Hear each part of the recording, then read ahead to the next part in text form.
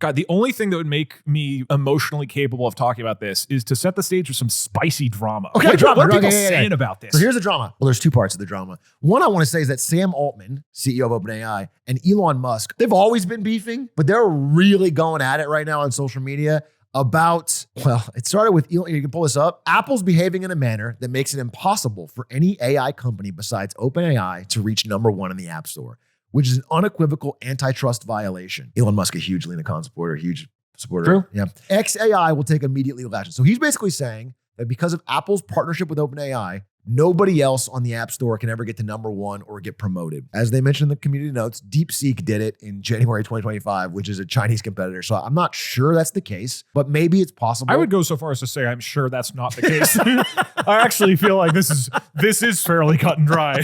Well, that's what he said. Whether it's true or not, and there could be some truth. I'm not a big defender of Apple's App Store. Maybe there's something to it. Sam Altman jumps in and says, this is a remarkable claim given what I have heard alleged that Elon does to manipulate X to benefit himself and his own companies and harm his competitors, people he doesn't like. Now, that does ring true to me. The idea that things have been deprioritized or shadow banned or promoted in X.com. Thank you. I don't want to miss a fuck. You just ruined my algorithm. You already get inject him in. Dude, Elon, you don't even have to follow him, all right? You know this fully well. It's going to get in your feed. But now that I follow him, it's going to be all Elon. Can you guys believe? I don't know if you can trust anything Atrox says. He isn't even following Elon Musk. I know. What a the number one source of news. So, Elon responded, they really keep going. Holy shit. They went on, all right? And so he goes, you got 3 million views on your bullshit post, you liar. Far more than I've received on any of mine, despite me having 50 times your follower count. So we hit him with a, damn, with a little bro. Yeah. And then Sam Altman goes, will you sign an affidavit that you've never directed changes to the X algorithm in a way that has hurt your competitors or helped your own companies? I will apologize if so. Elon did not respond. Yeah. Again, I have no defense of Sam Altman here, but in this situation, I feel like maybe that's my bias. It just rings true that because the algorithm has been so weird.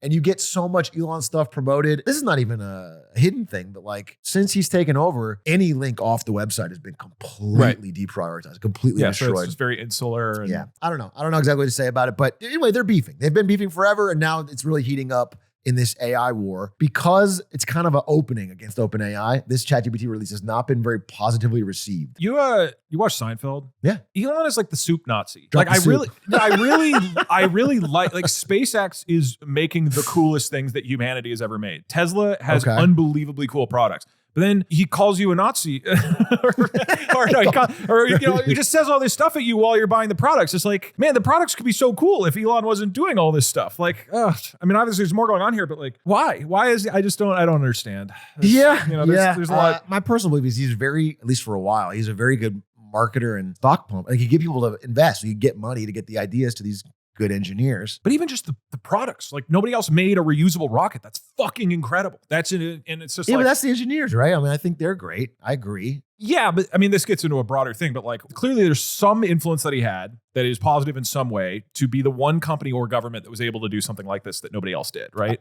I agree. I think he was good at attracting talent and he was good at raising money. Yeah, that seems to be unequivocally. I'll totally give him that. Yeah. I think he's actually world-class at that, to be honest, in his peak. But it does feel like he's been on a real downward slide on actually both of those things, but especially, I think, I don't know, he buys into the own hype. I think he's getting too involved. I think he's yes. Yeah. Anyway. Yeah, I agree with that. So there's interesting, again, more drama about the impact of OpenAI, all this stuff. So there was this hour and 15-minute long presentation of GPT-5 and all the incredible things that are going to come from that. I think there's a few interesting points to take away that even if you're not deep in the AI space, that is still notable. So overall, I think most people agree this isn't groundbreaking. This is iterative off the previous stuff. It's in many ways a better version of the previous models. In some cases, actually feels worse. Yeah. To the average person, that's going to be your experience. It's nothing groundbreaking. We talked an episode or two ago about the clause with AGI and how he was hinting at all these things. This is not even remotely close to that. And not only that, he actually explicitly opened the presentation by saying this is an important step towards AGI. So they're explicitly saying, look, we're not even near the kind of like holy grail milestone, which is of AI. crazy given the hype they did before the presentation. Yes. This presentation was weird. Did you see the tweet when he pulled up the Google I/O presentation on his social media and he said, listen, I don't like to talk about competitors, but It's just crazy how much better our aesthetics are than Google's or whatever. He really hyped it up. And then this is like, this looks like a Google present. I mean, there's nothing special about this. And it was weird and off-putting. He spoke like a robot. And he brought it was just odd. Yeah. Yeah, I didn't like this presentation but I didn't see the very end. And you mentioned there's more stuff. Yeah. So okay, some things that are interesting. Yeah, what's cool about it? What's the thing I missed? So one is the focus on health. And I'm not saying this is good. I'm saying this is interesting. He brought on this couple who talked about how she had cancer, and then them as a couple have used ChatGPT to help them navigate the situation. And I actually, I super resonate with that because, as I mentioned in the past, I had a family member who went through this like earlier this year, and like I did use ChatGPT not to go figure out how to, but just to learn what's happening. And the core argument that they say in this presentation is they're very explicit to say this is not replacing doctors, but this is allowing somebody to become more informed about medical options, about what their doctors are saying to help them make informed decisions. I think there's validity to that. Obviously, huge asterisk there of like, this is a massive legal liability, which I want to ask you get your thoughts on. But everybody, I'm sure, has had the experience where you go to a doctor and you're told all this massive dump of information and you don't really know what's going on. And so you go peruse through Facebook or Reddit or all these things to try to find like source of information that maybe you can trust or anecdotal experiences. Doctors can be wrong. And I say this from a family of all doctors. Like, it's not like you get the source of truth from a single doctor. Yeah. So being able to synthesize a lot of different things. I experienced the comfort of this, and it seems like many other people do too. And they explicitly mentioned, which is wild to me, that one of the main uses of ChatGPT is people asking about their health. So I want to pose a question to you. Okay.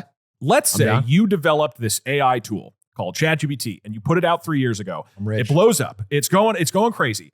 Most people are, it's being used to code, it's being used to cheat on school, it's being used, all these companies are throwing it. And then you also find out that of the hundreds of millions of users you have, many of them are using it to ask for health questions, not only mental health, like therapy type stuff, but also literally about how they should manage their personal life and medical history. Would you do what they are doing, which is to say, this is explicitly now one of our goals. We have optimized our newest models to be a supportive figure for you and to help people with their medical journey? Or would you stay the fuck away? Because that is an insane landmine to have, for example, somebody who has cancer, who then maybe ChatGPT will tell them to start drinking grape juice every day instead of getting chemo like Steve Jobs did. Dude, that's great. Like, I can see both sides, and I'm like flabbergasted that they are like, yeah, we'll take this on as a major use case. Dude, that's a great question. I mean, if it's me, if I own it, I run away because this is the biggest legal liability of all time. It feels insane. It feels insane. To tell someone a health advice. To bring a couple on and be like, use this to navigate your cancer journey. Yeah, it's crazy. What else? I mean, same thing with stocks, right? It gives stock advice, all these things that like you legally shouldn't do because you could be liable for it. It's just doing it for everything. It's just willy-nilly like throwing out like, yeah, you should invest in this. Yeah, you should do this for your health. You should do, which is, yeah, I'd say scary.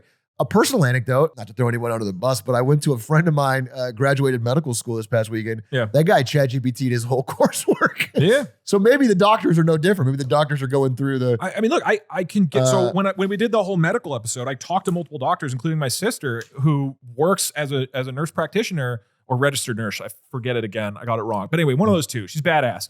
And she's like, yeah, people use it all the time to get information. And I think the initial response to that, including me, was like, what? Yeah. Doctors are using this? What? But then if you ask about what's actually happening, doctors are looking things up all the time. Doctors are not this like dictionary of endless knowledge where they know the truth. Actually, what doctors do is they talk to you about their case, and then they have to go like read books to understand what's going on, or read the latest medical thing, or look online, or you have to do additional research, and stuff is changing all the time. So it is simply not true that there is like, here's the book, here's the commandments for a doctor. Look at it's like, no, it's this ongoing conversation. And the question is it really that much worse for them to go Google for things online or use one of these like medical, like data I can see that. repositories versus, and again, this isn't, they're not saying, how do I treat this patient? They're following up and going, give me a list of different cases or information about this type of disease, right? It's like supplemental information they're using. And so it's like, okay, I can see that. But again, the instant a doctor uses ChatGPT, it seemingly is getting really good. But it doesn't matter. If you're 99.9% good, if one person dies because they injected something, this is unfathomably risky to me. And even still, like as a user, you want a human, like a doctor reads it, looks it up, and then makes a decision. Because otherwise... Right. You want the expert you to want someone synthesize to the check information. it off, Yes. you know, to be like, okay, Yes. yeah. And if they're lazy one day and then it gives a bad thing, then you're really fuck. Yeah, but yeah, okay, I guess I can see it. Yeah. You know what I would have done? I would have done what Red Bull does. So What do they do? We've both, I think, worked with Red Bull. Red Bull, one of the ways they sell a ton of Red Bull is Red Bull vodka, which is one of the most popular drinks in bars, Oh, yeah. alcohol everywhere, right? This is My massive 20s. for Red Bull. Yeah. Red Bull, the company, when you work with them, does not want you to mention Red Bull vodkas. They want to just be this great sports drink when you go do extreme sports and Right. live out your best life. And they know that that's a massive source of revenue, but they're not going to talk about it. I assume that's what they would do here. They would be like, But they're leaning into don't it. use ChatGPT for medical advice. Wink, wink. But they're just coming out and owning it. It's You know what it wild. reminds me of is like all the Ozempic ads still pretend it's only for diabetes. Yeah. It's like, this is for But it shows a person like slimming down and dude, it's wild. Okay, so some other interesting